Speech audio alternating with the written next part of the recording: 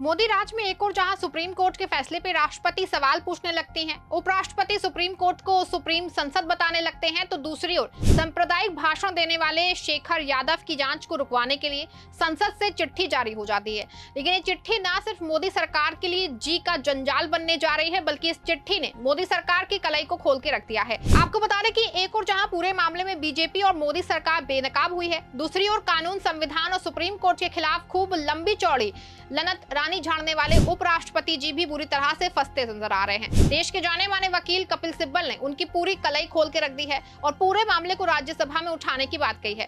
कैसे कपिल सिब्बल ने उपराष्ट्रपति जगदीप धनखड़ के सारे राज खोल दिए हैं और नफरती जज को बचाने की कोशिश क्यों हो रही है, ये सब कुछ मैं आपको अपनी इस रिपोर्ट में बताऊंगी। साथ ही इस पर भी चर्चा करेंगे कि कैसे मोदी सरकार का ये दोहरा मापदंड साबित हो रहा है। नमस्कार, आप देखना शुरू कर चुके हैं 4 PM और मैं हूं आपके साथ सिमरन। दोस्तों, बड़ी खबर सामने आई है कि इलाहाबाद हाईकोर्ट के जस्टिस शेखर यादव के खिलाफ चल रही सुप्रीम कोर्ट की जांच को रोकने की चिट्ठी आते ही कपिल सिब्बल ने मोदी सरकार के खिलाफ मोर्चा खोल दिया है। खबर देखिए आप, खबर मौजूद है। राज्यसभा में जस्टिस वर्मा के खिलाफ महाभियोग प्रस्ताव का करेंगे विरोध, कपिल सिब्बल ने कर दिया बड़ा ऐलान। खबर की हेडलाइन से ही साफ है ना, उसमें साफ साफ लिखा है कि कैश कांड के आरोपी जस्टिस वर्मा के महाभियोग का विरोध करेंगे क्योंकि सांप्रदायिक भाषण देने वाले हाईकोर्ट के जज शेखर यादव को सरकार बचाने का प्रयास कर रही है। सिब्बल ने आगे बयान में कहा कि शेखर यादव से दिल्ली में पूछताछ की गई। इलाहाबाद हाईकोर्ट के चीफ जस्टिस से ये भी रिपोर्ट मांगी गई। मैंने सुना कि इलाहाबाद हाईकोर्ट के चीफ जस्टिस ने नेगेटिव रिपोर्ट दी है और इस बीच 13 फरवरी 2025 को राज्यसभा सभापति ने कहा कि इस मामले को संवैधानिक तरीके से देखा जाना चाहिए और संसद इसे आगे बढ़ा सकती है। कपिल सिब्बल ने कहा कि राज्यसभा सचिवालय ने चीफ जस्टिस को लेटर भेज करके कोई कार्रवाई ना करने को कहा है क्योंकि महाभियोग प्रस्ताव का नोटिस है और सुप्रीम कोर्ट को शेखर यादव के खिलाफ अपनी आंतरिक प्रक्रिया रोकनी चाहिए।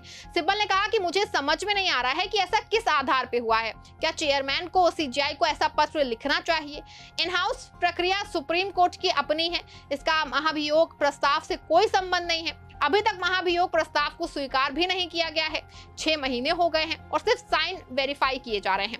बता दें आपको कि 8 दिसंबर 2024 विश्व हिंदू परिषद का एक कार्यक्रम के मंच से इलाहाबाद हाईकोर्ट के जज शेखर कुमार यादव ने ऐसा बयान दिया जिसने पूरे देश को ही हिला के रख दिया है। उन्होंने मुसलमानों के खिलाफ सांप्रदायिक टिप्पणी की, ये कहते हुए कि भारत को हिंदू राष्ट्र की ओर बढ़ना चाहिए और अल्पसंख्यकों को बहुसंख्यक संस्कृति के हिसाब से चलना होगा। आपको बता दें कि ये बयान ना सिर्फ सांप्रदायिक था बल्कि संविधान की मूल भावना के खिलाफ था। एक हाईकोर्ट जज जिसे निष्पक्षता और संवैधानिक मूल्यों की रक्षा करनी चाहिए, वो सांप्रदायिक बयान दे रहा है। सवाल उठता है, क्या ऐसे जज को न्याय की कुर्सी पे बैठने का हक है?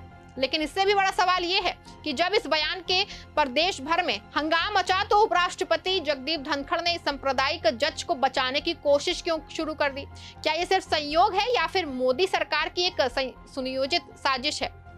बता रहे हैं आपको कि जस्टिस शेखर यादव का बयान सामने आने के बाद देश भर में गुस्सा फूट पड़ा है। सोशल मीडिया पे लोग सवाल उठाने लगे हैं। वरिष्ठ वकील प्रशांत भूषण ने सुप्रीम कोर्ट से शिकायत की है तो कपिल सिब्बल ने महाभियोग की मांग उठाई है।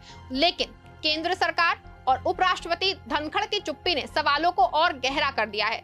क्या ये वही धनखड़ नहीं है जो सुप्रीम कोर्ट के फैसले पे सवाल उठाते रहे हैं? क्या ये वही धनखड़ नहीं है जिन्होंने जस्टिस यशवंत वर्मा के कैश कांड पे खूब बयानबाजी की थी? फिर जस्टिस शेखर यादव के सांप्रदायिक बयान पे उनकी चुप्पी क्यों?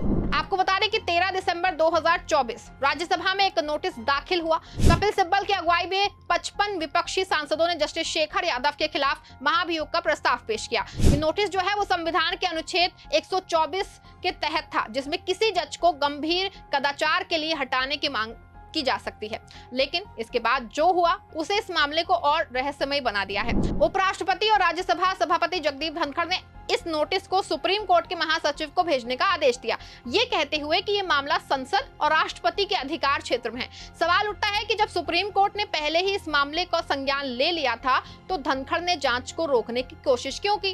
क्या ये चिट्ठी इस बात का सबूत नहीं है कि धनखड़ जस्टिस शेखर यादव को बचाना चाहते हैं? और अगर हाँ, तो इसके पीछे की साजिश क्या है? वरिष्ठ वकील और राज्यसभा सांसद कपिल सिब्बल ने इस साजिश को बेनकाब करते हुए साफ कहा है कि ऐसे जज को 1 मिनट भी कुर्सी पे नहीं बैठे रहना चाहिए। सिब्बल ने यह भी सवाल उठाया है कि पिछले 10 सालों में ही ऐसे सांप्रदायिक बयान देने वाले जजों की नियुक्ति क्यों हो रही है। सिब्बल ने यह भी कहा कि धनखड़ का ये कदम असंवैधानिक है। उन्होंने भी किसी राज्यसभा सभापति को इस तरह का राजनीतिक बयान देते नहीं देखा। सिब्बल का ये जो बयान है वो सीधे सीधे धनखड़ और मोदी सरकार पे निशाना था। लेकिन सवाल ये है कि धनखड़ इस सांप्रदायिक जज को बचाने की कोशिश क्यों कर रहे हैं। आपको बता दें कि जगदीप धनखड़ का इतिहास रहा है कि वो सुप्रीम कोर्ट के फैसले पे सवाल उठाते रहे हैं, चाहे वो बिल रोकने पे राष्ट्रपति और राज्यपाल का आदेश हो या फिर जस्टिस यशवंत वर्मा के कैश कांड का मामला। जब जस्टिस यशवंत वर्मा का नाम कैश कांड में सामने आया तो धनखड़ ने खूब बयानबाजी की। उन्होंने सुप्रीम कोर्ट की चुप्पी पर सवाल उठाए और कहा कि न्यायपालिका की ढिलाई देश के लिए खतरनाक है। लेकिन जब बात जस्टिस शेखर यादव के सांप्रदायिक बयान की आई तो धनखड़ ने ना सिर्फ चुप्पी साध ली बल्कि सुप्रीम कोर्ट की जांच को रोकने की कोशिश भी की। सवाल यह है कि ये दोहरा चरित्र क्यों? क्या धनखड़ का एजेंडा सिर्फ उन मामलों में बोलता है जो उनकी सियासी विचारधारा से मेल खाते हैं? अगर हाँ, तो क्या ये संविधान के रक्षक की भूमिका के खिलाफ नहीं है? आपको बता दें कि धनखड़ ने बार बार सुप्रीम कोर्ट में निशाना साधा। उन्होंने बिल रोकने के मामले में कहा कि राज्यपाल और राष्ट्रपति का फैसला संवैधानिक है। लेकिन जब सुप्रीम कोर्ट ने इस पर सवाल उठाए तो धनखड़ ने कोर्ट को ही कटघरे में खड़ा कर दिया। लेकिन अब जब जस्टिस शेखर यादव ने सांप्रदायिक बयान दिया तो धनखड़ ने सुप्रीम कोर्ट की जांच को रोकने के लिए राज्यसभा से चिट्ठी भिजवाई। ये साफ दिखाता है ना कि धनखड़ का मकसद जो है निष्पक्षता नहीं है बल्कि सियासत है। सवाल ये है कि क्या धनखड़ सांप्रदायिक जज को बचा के देश को सांप्रदायिकता की आग में झोंकना चाहते हैं? क्या ये मोदी सरकार के बड़े एजेंडे का हिस्सा नहीं है? आपको बता दें कि जैसे शेखर यादव का सांप्रदायिक बयान और धनखड़ की चुप्पी कोई इकलौता मामला नहीं है। पिछले 10 सालों से बीजेपी शासित राज्यों में सांप्रदायिकता को बढ़ावा देने की कोशिश बार बार सामने आई है, चाहे वो बुलडोजर की सियासत हो या फिर हिंदू राष्ट्र के नारे। जरा सोचिए कि जस्टिस शेखर यादव का बयान वीएचपी के मंच से आया है। वीएचपी जो बीजेपी की वैचारिक सहयोगी है।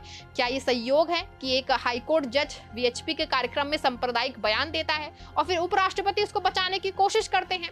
साफ है ये कि ये साजिश सिर्फ जस्टिस शेखर यादव को बचाने की नहीं है बल्कि देश को सांप्रदायिकता को बढ़ावा देने और अपने वोट बैंक को बढ़ाने की है। आपको बता दें कि मोदी सरकार ने बार बार दावा किया कि वो सबका साथ और सबका विकास चाहती है, लेकिन जब बात सांप्रदायिकता की आती है ना तो उनकी चुप्पी सब कुछ बयान कर देती है। जैसे शेखर यादव के बयान पे ना तो पीएम मोदी ने कोई बयान दिया ना ही गृह मंत्रालय ने, लेकिन जब कपिल सिब्बल ने महाभियोग की मांग उठाई है तो बीजेपी और गोदी मीडिया ने सिब्बल पे ही हमला शुरू कर दिया। ये साफ दिखाता है कि मोदी सरकार का मकसद निष्पक्षता नहीं है बल्कि सांप्रदायिकता को बढ़ावा देना है। सिब्बल ने यह भी सवाल उठाया है कि सुप्रीम कोर्ट के कॉलेजियम को ऐसे जजों की नियुक्ति पे ध्यान देना चाहिए। उनका यह बयान सीधे सीधे मोदी सरकार और धनखड़ पे निशाना साधा। ऐसे में बड़ा सवाल यह है कि क्या जस्टिस शेखर यादव को बचाने की धनखड़ की कोशिश कानून और संविधान के अनुरूप है? संविधान के अनुच्छेद 124 के तहत किसी जज को गंभीर कदाचार के लिए महाभियोग के जरिए हटाया जा सकता है। जस्टिस शेखर यादव का सांप्रदायिक बयान जो है वो ना सिर्फ कदाचार है बल्कि संविधान की मूल भावना के खिलाफ है। सुप्रीम कोर्ट ने इस मामले का संज्ञान लिया था, लेकिन धनखड़ ने सुप्रीम कोर्ट की याचिका को रोकने की कोशिश की। ये साफ तौर पे संवैधानिक सवाल ये है कि क्या धनखड़ और मोदी सरकार संविधान से ऊपर है, और अगर नहीं तो इस सांप्रदायिक जज को बचाने की कोशिश क्यों हो रही है? फिर क्या हमें और आपको इस सांप्रदायिक साजिश को स्वीकार जो है इसका विरोध नहीं करना चाहिए? क्या आप एक ऐसे जज को बख्श देंगे जिसने देश को बांटने की कोशिश की, और क्या आप ऐसे उपराष्ट्रपति को माफ कर देंगे जो संविधान के खिलाफ जाकर के साजिश का हिस्सा बना? पूरे मामले में आपकी जो भी राय है कमेंट जरूर लिखिए। खबर लाइक और शेयर भी कर दीजिएगा और चैनल को सब्सक्राइब कर दीजिएगा।